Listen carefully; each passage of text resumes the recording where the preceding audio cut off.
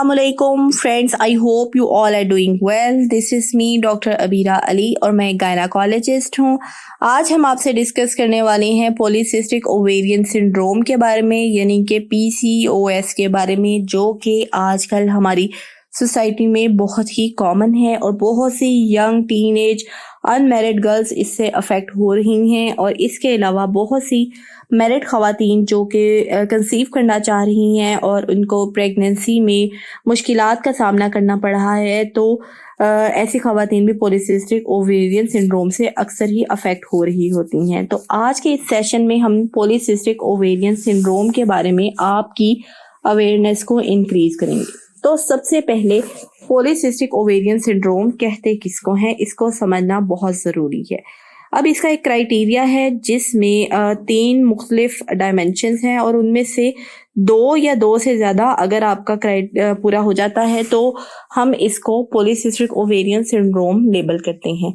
तो वो इसके क्राइटेरिया में 3 ऐसी कौन सी चीज़ें हैं उनके बारे में हम एक एक करके डिस्कस करेंगे. जो पहली चीज़ है इसमें से वो है ओलिगो ओव्यूलेशन या एनओव्यूलेशन, यानी कि आपकी जो ओवरीज हैं वो एग कम बना रही हैं या फिर बिल्कुल नहीं बना रही, तो जिसकी वजह से आपको पीरियड्स के प्रॉब्लम्स हो रही हैं, आपका साइकिल प्रोलॉन्ग्ड हो रहा है. अब नॉर्मल मेंस्ट्रुअल साइकिल की जो लेंथ है वो डे 28 से डे 35 तक की लेंथ है. और अगर आपका साइकिल 35 डेज या इससे ज़्यादा का हो जाता है, आपको पीरियड्स डिले होकर आते हैं, तो इसका मतलब ये है कि आपको ओलिगो ओव्यूलेशन या ओलिगोमेनोरिया का प्रॉब्लम है. तो हम अक्सर ही देखते हैं पॉलीसिस्टिक ओवेरियन सिंड्रोम के पेशेंट्स जो कि कहते हैं कि हमें 2-2 3-3 माह बाद पीरियड्स आते हैं, तो डेफिनेटली उनको फिर ये प्रॉब्लम होता है. अब पॉलीसिस्टिक ओवेरियन सिंड्रोम का जो दूसरा क्राइटेरिया है वो है आपकी बॉडी के अंदर मेल हार्मोन्स का ज़्यादा हो जाना, जिसकी वजह से आपके चेहरे और जिस्म के ऊपर हेयर ग्रोथ ज़्यादा होने लगती है. इसके अलावा आपको एक्नी का प्रॉब्लम हो सकता है मेल हार्मोन्स की वजह से, या फिर आपकी स्किन ऑयली हो सकती है. ये है मेल हार्मोन्स या एंड्रोजन्स के क्लिनिकल इफ़ेक्ट्स. और इसके अगर हम जब टेस्ट करवाते हैं तो टेस्ट की रिपोर्ट्स में भी मेल हार्मोन्स का जो लेवल है वो हाई आता है. तो ये रहा इसका सेकंड क्राइटेरिया. अब हम इसकी बात करेंगे जो इसका थर्ड और मोस्ट कॉमनली यूज्ड क्राइटेरिया है, जो कि है अल्ट्रासाउंड के ऊपर ओवरीज की पॉलीसिस्टिक अपीयरेंस. यानी कि अगर आपकी अल्ट्रासाउंड पे ओवरीज के अंदर छोटी छोटी सी बहुत सी सिस्ट हैं, 8 या 8 से ज़्यादा सिस्ट मौजूद हैं, तो हम इसको पॉलीसिस्टिक ओवेरियन जो लुक है, अपीयरेंस है, वो उसका नाम देते हैं.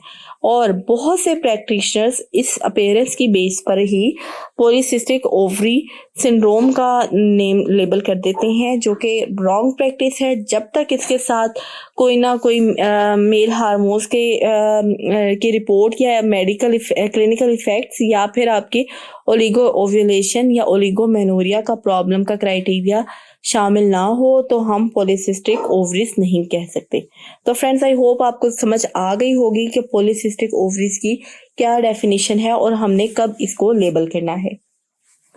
अच्छा, अब हम बात करेंगे कि पॉलीसिस्टिक ओवरीज के जो 2 टिपिकल केसेस हम अपनी रूटीन की जनरल ओपीडी में देखते हैं, तो उसमें वो क्या क्या है. अब केस नंबर 1 तो वो है जो गायनी ओपीडी में बहुत ही कॉमन है कि यंग गर्ल्स जो होती हैं, जो कि अपनी एज के 18 से 26-27 ईयर्स तक की होती हैं, अनमैरिड लड़कियां होती हैं और उनको पीरियड्स डिले होकर आते हैं, यानी उनके जो साइकिल हैं वो 2-2 3-3 माह के बाद आते हैं. 35 डेज से ज़्यादा का उनका मेंस्ट्रुअल साइकिल है.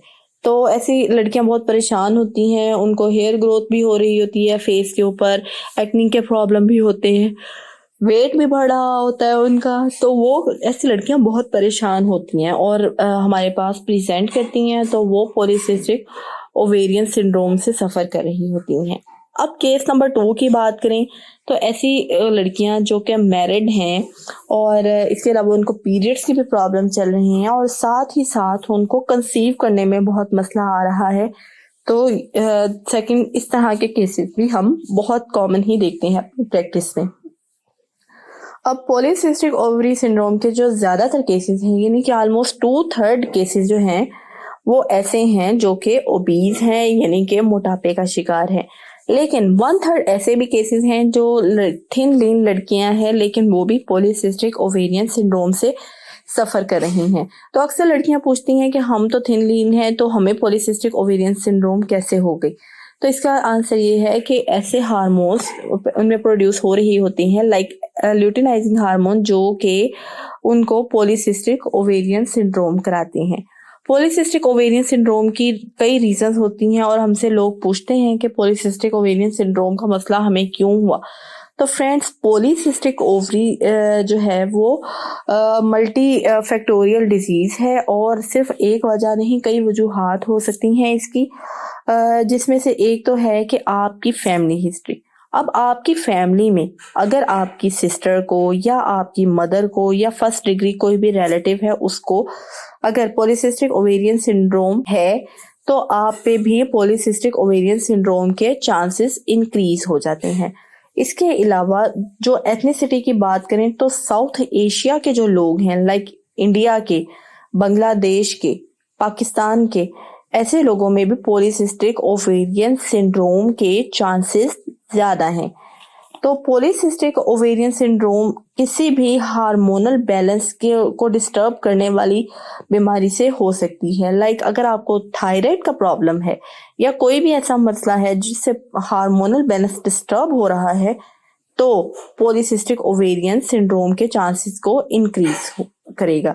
اس کے علاوہ آپ کا جو وزن ہے اگر وہ بھی زیادہ ہے تو اس وجہ سے بھی پولیسسٹک اووری ہونے کے چانسز زیادہ ہیں.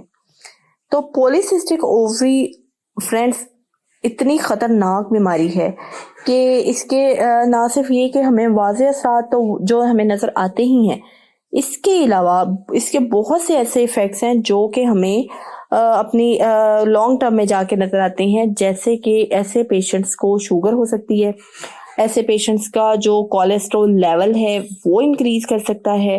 اس کے علاوہ لانگ ٹرم میں جا کر ایسے پیشنٹس کو خدا نخواستہ یوٹرس کا یعنی بچے دانی کا کینسر بھی ہو سکتا ہے.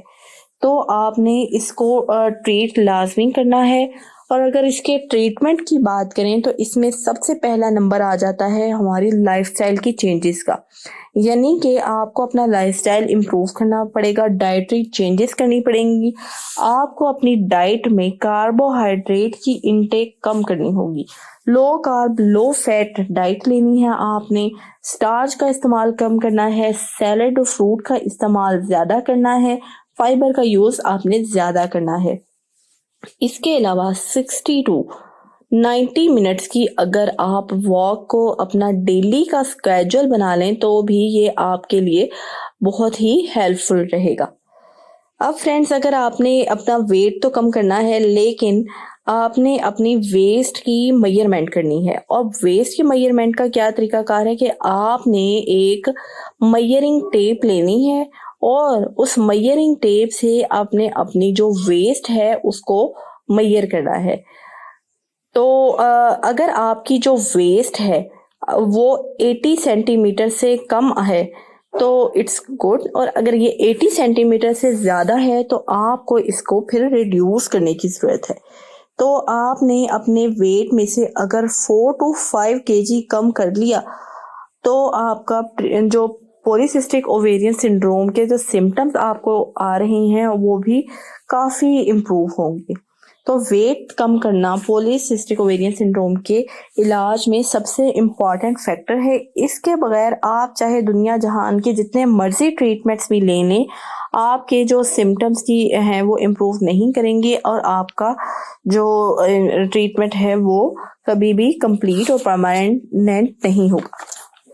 اب پولیسسٹک اووریز کی وجہ سے جو پیریڈز کے پرابلم ہوتے ہیں ینگ گرلز میں، ان میرڈ لڑکیوں میں، ہم ان کو ہارمونل ٹریٹمنٹ دیتے ہیں. تو وہ ہارمونل ٹریٹمنٹ صرف ان میرڈ خواتین ہی یوز کر سکتی ہیں یا پھر وہ لیڈیز جو کہ اپنی فیملی کمپلیٹ کر چکی ہیں اور اب ان کو فرٹیلیٹی ڈیزائرڈ نہیں ہے، وہ لوگ بھی یہ ٹریٹمنٹ یوز کر سکتی ہیں. تو لیکن पॉलीसिस्टिक ओवेरियन सिंड्रोम का हार्मोनल ट्रीटमेंट जो ख़वातीन प्रेग्नेंट होना चाह रही हैं वो नहीं यूज़ कर सकती, क्योंकि ये हार्मोन्स कॉन्ट्रासेप्टिव होते हैं और प्रेगनेंसी को रोकते हैं। तो ऐसे लोगों के लिए जो ट्रीटमेंट की डायमेंशन है वो और है। हम उनको ऐसी मेडिसिन देते हैं जो कि उनकी ओवरीज को स्टिमुलेट करती है और अच्छे साइज का एग बनाने में हेल्प करती है। ऐसा ट्रीटमेंट इंजेक्शंस हो सकते हैं, टैबलेट्स हो सकती हैं, लेकिन याद रखिएगा कि वो ऐसा ट्रीटमेंट आपने बहुत एहतियात से किसी गायनाकोलॉजिस्ट की इंस्ट्रक्शंस के मुताबिक ही यूज़ करना है, क्योंकि इनके बड़े साइड इफ़ेक्ट्स होते हैं। इसकी वजह से आपको ट्विन प्रेगनेंसी हो सकती है या फिर आपको हाइपर स्टिमुलेशन ऑफ ओवरीज भी हो सकती है। तो याद रखिएगा, आपने कोई भी फर्टिलिटी ट्रीटमेंट कभी भी किसी सिंपल प्रैक्टिशनर से या फिर एमबीबीएस डॉक्टर से नहीं लेना। सिंपल एमबीबीएस डॉक्टर से नहीं लेना, आपने जब भी लेना है कम से कम एफसीपीएस गायनाकोलॉजिस्ट से या फिर फर्टिलिटी स्पेशलिस्ट डॉक्टर से ही फर्टिलिटी का ट्रीटमेंट लेना है, क्योंकि जो इससे कॉम्प्लिकेशंस होती हैं उसको अवॉइड करना बहुत ज़रूरी है। अल्ट्रासाउंड करके ये देखना पड़ता है बार बार कि आपका जो एग है वो प्रॉपर साइज का बन गया है कि नहीं, और कहीं आपकी ओवरीज हाइपर स्टिमुलेट तो नहीं हो रही। तो फ्रेंड्स, पॉलीसिस्टिक ओवेरियन सिंड्रोम की वजह से फेशियल हेयर्स का प्रॉब्लम भी होता है, तो उसको ट्रीट करने के लिए मार्केट में बहुत से ट्रीटमेंट्स अवेलेबल हैं। एक तो वैक्सिंग का ट्रीटमेंट है, इसके अलावा कुछ ऐसे ट्रीटमेंट्स हैं, कुछ क्रीम्स हैं ऐसी जो कि हेयर ग्रोथ को कम करती हैं। इसके अलावा जो मोस्ट इफेक्टिव ट्रीटमेंट है पॉलीसिस्टिक ओवेरियन सिंड्रोम की वजह से फेशियल हेयर्स का, वो है लेज़र हेयर रिमूवल। अब लेज़र हेयर रिमूवल बहुत ही इफेक्टिव तरीका है, लॉन्ग टर्म चलता है, और अब तक की जो रिसर्चर्स के मुताबिक तो ये सबसे इफेक्टिव तरीका है। अब कोई भी ऐसी मेडिसिन जो कि आपकी बॉडी के अंदर इंसुलिन की सेंसिटिविटी को इंक्रीज करती है, वो मेडिसिन आपकी पॉलीसिस्टिक ओवरी को भी बेहतर करने में हेल्प करती है। अब बहुत से लोग पूछते हैं कि आपने हमें जो मेडिसिन दी है, हम अक्सर पॉलीसिस्टिक ओवेरियन सिंड्रोम के ट्रीटमेंट में मेटफॉर्मिन देते हैं, जो कि ट्रेड नेम जिसका ग्लूकोफेज होता है। तो लोग हमसे पूछते हैं कि ये ट्रीटमेंट तो शुगर के पेशेंट्स को भी दिया जाता है, तो आप ये हमें भी दे रही हैं। तो इसका आंसर ये है कि चूंकि शुगर में भी इंसुलिन की रेजिस्टेंस ज़्यादा हुई होती है और सेम ही चीज़ आपकी पॉलीसिस्टिक ओवरी सिंड्रोम में भी हो रही होती है, तो जब हम ये मेटफॉर्मिन देते हैं तो इससे आपका हार्मोनल प्रोफाइल भी बेहतर होता है, आपकी जो ओवरी है उसमें एग बनाने की कैपेसिटी भी ज़्यादा होती है, और साथ ही साथ आपकी इंसुलिन की सेंसिटिविटी भी इम्प्रूव होती है। इसके अलावा मार्केट में और बहुत सी न्यू मेडिकेशंस अभी आ रही हैं, और कुछ ऐसी हैं जिन पर अभी रिसर्च जारी है, और फ्यूचर में हो सकता है कि वो हमारे लिए बहुत ही बेनिफिशियल साबित हो सकें। तो फ्रेंड्स, ये था हमारा आज का पॉलीसिस्टिक ओवेरियन सिंड्रोम का सेशन। आई होप आपने इसको पसंद किया होगा, आपकी इन्फॉर्मेशन में इजाफा हुआ होगा। और ये तो अभी पॉलीसिस्टिक ओवेरियन सिंड्रोम का एक ब्रीफ इंट्रोडक्शन था। इंशाल्लाह अब हम अगली वीडियोस में पॉलीसिस्टिक ओवेरियन सिंड्रोम के बारे में डिटेल से बात करेंगे, इसका ट्रीटमेंट डिस्कस करेंगे और इसका डाइट प्लान डिस्कस करेंगे। अगर आपके माइंड में पॉलीसिस्टिक ओवेरियन सिंड्रोम को लेकर कोई भी क्वेश्चन है तो मुझसे कमेंट बॉक्स में लाजमी पूछिएगा, और वीडियो अगर पसंद आई हो तो इसको शेयर कीजिएगा और लाइक कीजिएगा।